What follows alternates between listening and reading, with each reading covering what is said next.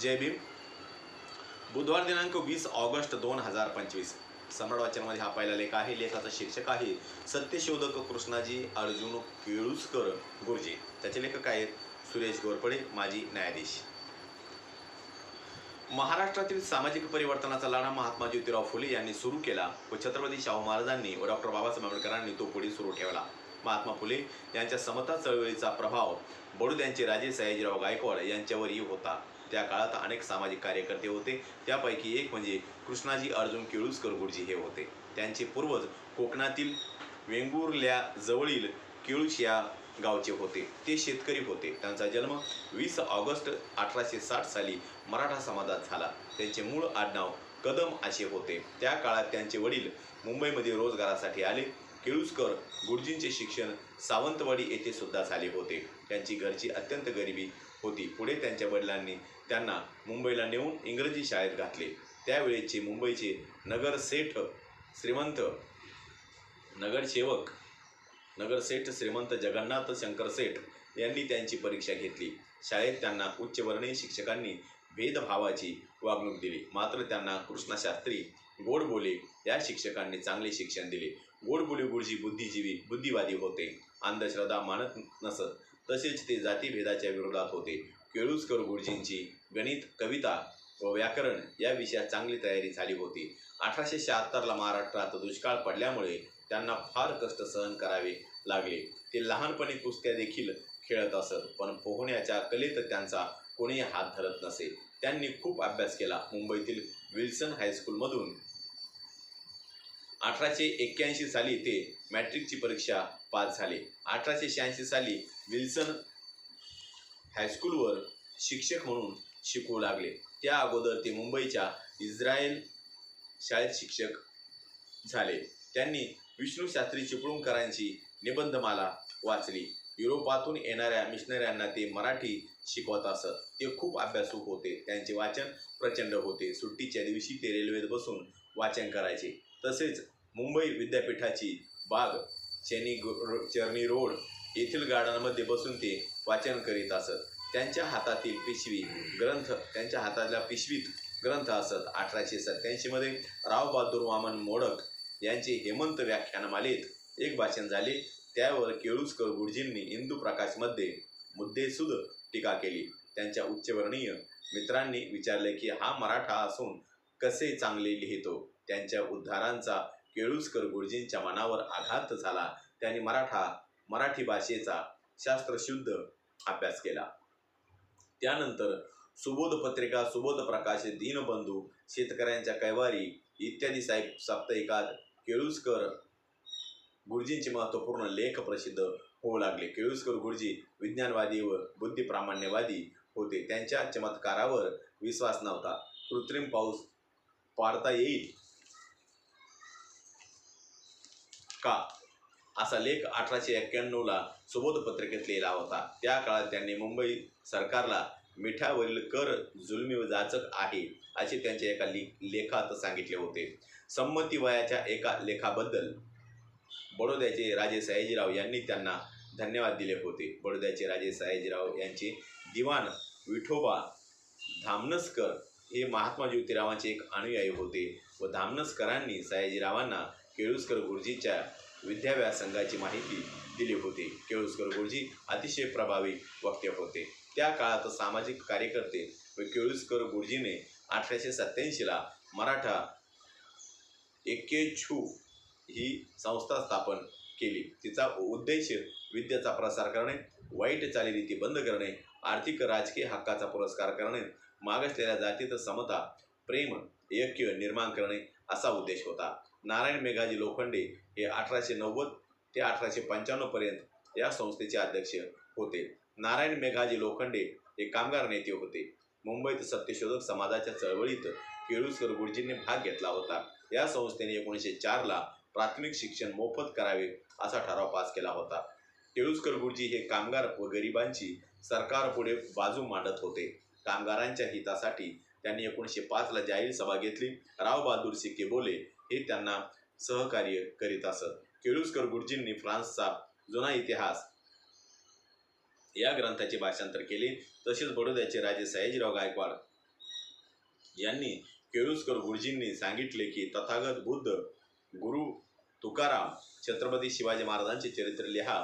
त्याप्रमाणे त्यांनी तुकारामांचे चरित्र तुकारामांचे चरित्र 1896ला व गौतम बुद्धाचे चरित्र 1898ला प्रकाशित केले. त्यांचे गौतम बुद्धाचे चरित्र हा ग्रंथ संपूर्ण महाराष्ट्रात गाजला. हा ग्रंथ त्यांनी बुद्धांच्या 34 ग्रंथांचा अभ्यास करून लिहिला होता. केळुस्कर गुरुजींनी असे म्हटले आहे की एवढ्या आवडीने, प्रेमाने व जीव ओतून आपण दुसरा ग्रंथ लिहिलेला नाही. दक्षिणा प्राईज कमिटीने या ग्रंथास पारितोषिक देऊन गौरविले आहे. डॉक्टर धर्मानंद कोसंबी यांनी हा ग्रंथ डॉक्टर बांधारकरांना वाचून दाखविला होता. हा ग्रंथ वाचून डॉक्टर आनंदराव नायर यांनी त्या काळात बुद्ध धम्म स्वीकारला. केळुस्कर गुरुजींनी छत्रपती शिवाजी महाराज हा ग्रंथ 1907ला प्रथम प्रकाशित केला. त्या अगोदर महात्मा ज्योतिराव फुले यांनी छत्रपती शिवाजी महाराजांवर पोवाडा लिहिला होता. त्या काळात छत्रपती शाहू महाराजांनी विष चरित्राबद्दल 1000 रुपयाचे पारितोषिक दिले. तसेच 1000 रुपयाच्या प्रती विकत घेतल्या होत्या. त्यांना इंदोरचे राजे तुकोजीराव होळकर यांनी मदत केली. ते जगतवृत्त या मराठी साप्ताहिकाचे संपादक होते. केळुस्कर गुरुजींनी नीती बोधमाला हे पुस्तक रूपाने प्रसिद्ध केले. हे त्यांनी महाराजा सयाजीराव गायकवाडांना अर्पण केले. त्यांनी अनेक चरित्रे लिहिली. डॉक्टर बाबासाहेब आंबेडकर यांची भेट.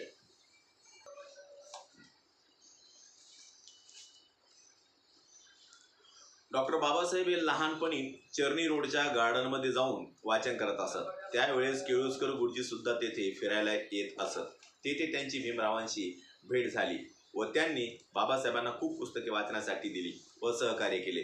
त्यावेळी डॉक्टर बाबासाहेब आंबेडकर हे एल्फिन्स्टन हायस्कूलमध्ये शिकत होते. केळुस्कर गुरुजी हे बाबासाहेबांच्या शाळेतील शिक्षक नव्हते, परंतु त्यांच्या जीवनातील शिक्षक होते. सुभेदार रामजी बाबांनी बाबासाहेबांच्या शिक्षणासाठी खूप कष्ट केले. त्या काळात बाबासाहेब केळुस्कर गुरुजींच्या घरी जात असत. केळुस्कर गुरुजी भीमरावांना म्हणजे बाबासाहेबांना आपुलकीने वागवत असत. 1907ला डॉक्टर बाबासाहेब आंबेडकर हे मॅट्रिक पास झाल्यामुळे त्यांचा सत्कार करण्यात आला. त्यावेळेस केळुस्कर गुरुजींनी लिहिलेले गौतम बुद्धांचे चरित्र बाबासाहेबांना भेट दिले. या ग्रंथात बाबासाहेबांच्या मनावर खूप प्रभाव पडला. त्या सभेचे अध्यक्ष रावबहादूर शिके बोले होते. केळुस्कर गुरुजींनी सयाजीराजे गायकवाड यांच्याशी बाबासाहेबांची भेट घडवून आणली. त्यावेळी सयाजीराजे यांनी डॉक्टर बाबासाहेबांना मासिक 25 रुपयाची शिष्यवृत्ती मंजूर केली. केळुस्कर गुरुजींनी बाबासाहेब आंबेडकरांना नेहमी पाठिंबा दिला. त्या काळात सिडनीहॅम कॉलेजचे प्राचार्यपद डॉक्टर बाबासाहेब आंबेडकरांना मिळाले, म्हणून त्यांनी रँगलर परांजपे यांची भेट घेतली होती. तथागत बुद्धांच्या चरित्राचा डॉक्टर बाबासाहेब आंबेडकरांच्या जीवनावर फार प्रभाव पडला. डॉक्टर बाबासाहेब आंबेडकरांनी तथागत बुद्धांच्या जीवनावर पुढे अनेक ग्रंथ वाचले व पुढे 1956ला मानवतावादी, समतावादी, विज्ञानवादी बौद्ध धर्माचा स्वीकार केला. जुन्या काळातील सनातनी लोकांनी तथागत बुद्ध, गुरु बसवेश्वर, गुरु नामदेव, गुरु कबीर, गुरु रविदास, महात्मा ज्योतिराव फुले, छत्रपती शाहू महाराज, डॉक्टर बाबासाहेब आंबेडकर यांना जातीयवादातून फार त्रास दिला. छत्रपती सयाजीराजे गायकवाड यांनी डॉक्टर बाबासाहेब आंबेडकर यांना अमेरिकेत उच्च शिक्षण घेण्यासाठी स्कॉलरशिप दिली. तसेच छत्रपती शाहू महाराजांनी बाबासाहेबांना फार साथ दिली. बाबासाहेब आंबेडकरांच्या उच्च शिक्षणाचा केळुस्कर गुरुजी, छत्रपती शाहू महाराज व सयाजीराजे गायकवाड यांना फार आनंद होत असे. केळुस्कर गुरुजी विल्सन हायस्कूलमधून 1925ला ते सेवानिवृत्त झाले. त्यावेळेस त्यांचा मोठा सत्कार करण्यात आला. त्यांनी त्यांचे स्वचरित्र लिहिले आहे. ते स्वतःच्या नातेवाईकांना सहाय्य करीत असत. त्यांनी सत्यनारायणाच्या पूजेला विरोध केला होता. ते देव मानत नसत. त्यांनी 1928ला रिजिडिटी ऑफ इंटरनल लॉ या विषयावर व्याख्यान दिले. विश्वाच्या उत्पत्ती संदर्भात बुद्धाच्या तत्वज्ञानाचे वैशिष्ट्य काय यावर त्यांनी व्याख्यान दिले. त्यांनी डार्विनबद्दल अनेक व्याख्याने दिली. मुलांना बोधप्रद चरित्रे व सदाचाराचे शिक्षण असलेली पुस्तके वाचनास द्यावीत असे त्यांनी मार्गदर्शन केले. त्यांच्यावर थॉमस पेन यांच्या राईट ऑफ मॅन या पुस्तकाचा प्रभाव होता. त्यांनी त्यांचे भाषांतर मराठीत करून ते सुबोध प्रकाश यामध्ये प्रकाशित केले होते. बहुजन मागासवर्गीयांचा उद्धार म्हणजे देशोद्धार असे ते सांगत असत. केळुस्कर गुरुजींनी देवदासी प्रथा नष्ट करण्यासाठी कार्य केले. या संदर्भात 1934ला राव बहादूर बोले यांनी विधिमंडळात विधेयक मांडले होते आणि ते संमतही झाले. मुंबई मराठी साहित्य संमेलनाचे ते अध्यक्ष होते. केळुस्कर गुरुजी शेवटी आजारी पडले आणि 14 ऑक्टोबर 1934 रोजी त्यांचे दुःखद निधन झाले. त्यांना श्रद्धांजली देताना सी.के. बोले म्हणाले की आज माझा एक जोडीदार गेला. मागासलेल्या वर्गाचे ते मोठे हितकर्ते होते. डॉक्टर बाबासाहेब आंबेडकरांचे सहकारी शिवतरकर म्हणाले की मागासलेल्या लोकांपेक्षा आम्हा अस्पृश्य वर्गाची कामगिरी केळुस्कर गुरुजींनी जास्त केली. त्यांच्यामुळेच डॉक्टर बाबासाहेब आंबेडकरांसारखे अखिल भारतीय पुढारी मिळाले. केळुस्कर गुरुजी हे धर्मशास्त्र, अर्थशास्त्र, शिक्षणशास्त्र, समाजशास्त्र, इतिहास, तत्वज्ञान इत्यादी विषयाचे ग्रंथ लिहिणारे बुद्धिप्रामाण्यवादी सत्यशोधक होते. त्यांना विनम्र अभिवादन. या ठिकाणी आलेख संपलेला आहे. माझा प्रत्येक व्हिडिओ बघण्यासाठी माझ्या प्रत्येक व्हिडिओ लाईक करा, शेअर करा, सबस्क्राईब करा आणि बेल आयकॉनवर क्लिक करा. जय भीम, जय भारत, जय बुद्धभूमी.